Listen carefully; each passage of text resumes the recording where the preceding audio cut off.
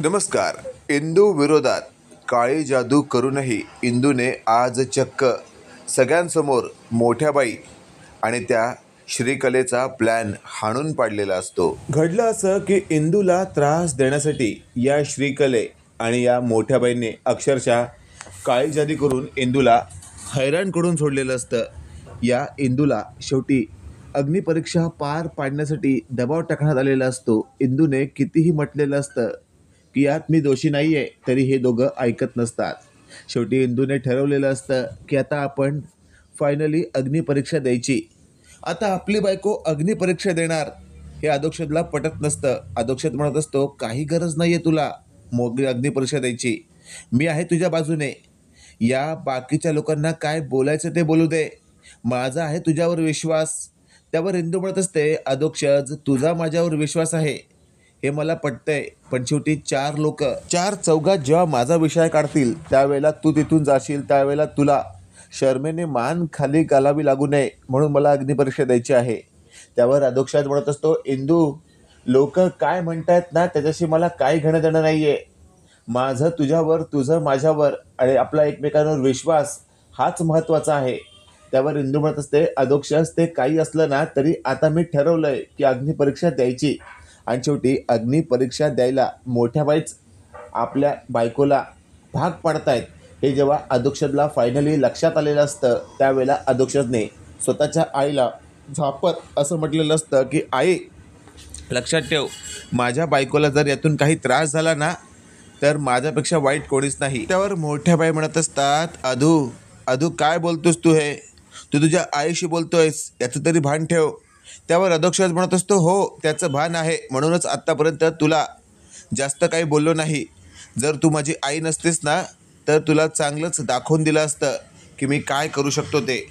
आता अधोक्षजचं असं बोलणं मोठ्या बाईंना खूपच त्रासदायक वाटतं आणि लगेचच मोठ्या बाई म्हणत असतात, अधू लक्षात ठेव आम्ही या गावच्या. त्यावर लगेचच अधोक्षज म्हणत असतो, तू काही नाही आहेस गावची. या गावची जर कोण प्रतिष्ठित व्यक्ती असेल ना तर ती माझी बायकोच, कारण माझ्या गावच्या लोकांना माझ्या बायकोबद्दल आदर आहे. पण तुझ्यामुळे त्या लोकांना असं वाटतंय की आज इंदूने काहीतरी चूक केलं आहे, पण उद्या लोकांना विश्वास बसेल जेव्हा माझी बायको अग्निपरीक्षा देईल.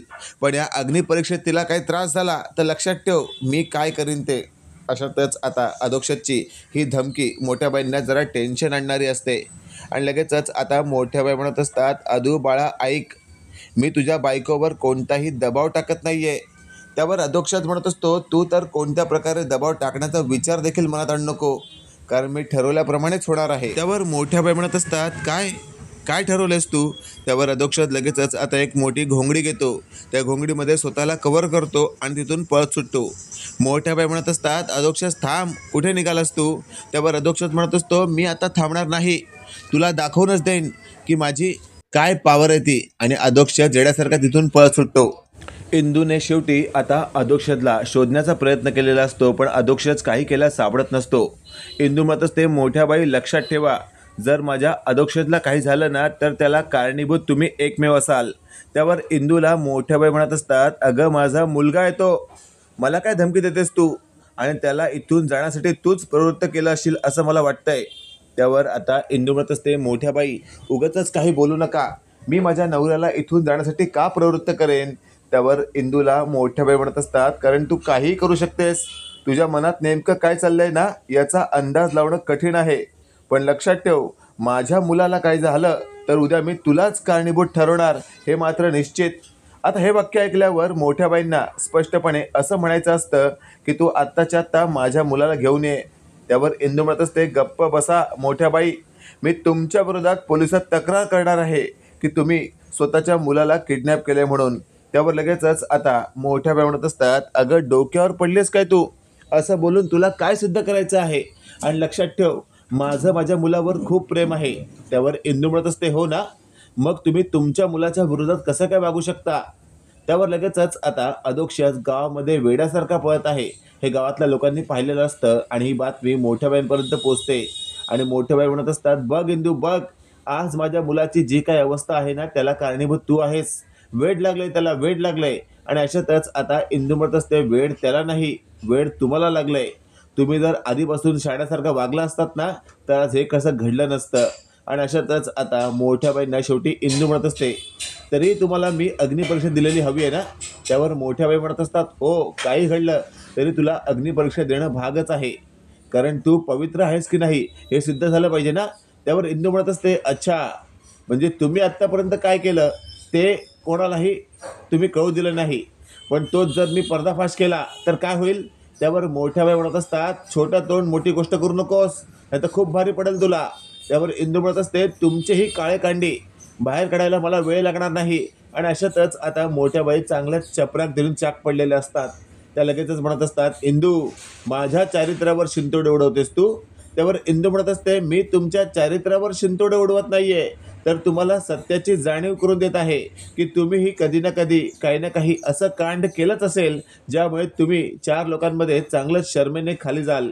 त्यावर लगेचच मोठ्या बाई म्हणत असतात, उगाचच स्वतःची क्वालिटी वाढवण्यासाठी माझ्यावर शिंतोडे उडवू नकोस. अशातच आता इंदू म्हणत असते, मी तुमची क्वालिटी डावलत नाही आहे, पण तुम्हाला सत्याची जाणीव करून देते.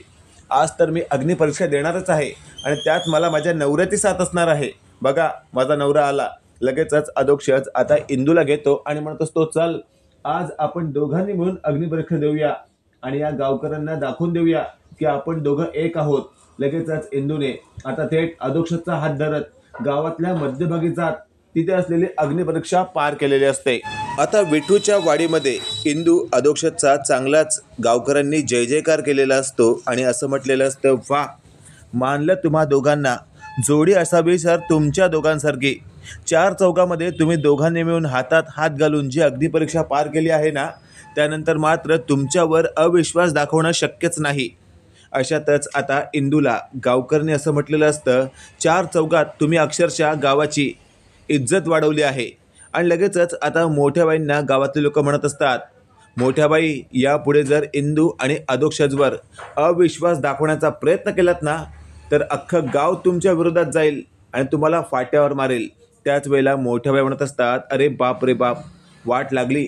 त्यावर श्रीकलेला मोठ्या बाई म्हणत असतात, अगं काय तुझी काय जादू, आपणच तोंडावर पडलो. तू काय म्हटली होतीस, या इंदूला स्वतःच्या पायावर उभं राहता येणार नाही. बघ इंदू स्वतःच्या पायावर उभी देखील आहे आणि तिने अग्निपरीक्षा देखील पार केली आहे. त्यावर श्रीकला म्हणत असते, मोठ्या बाई कधी कधी काय जादू फेल होते.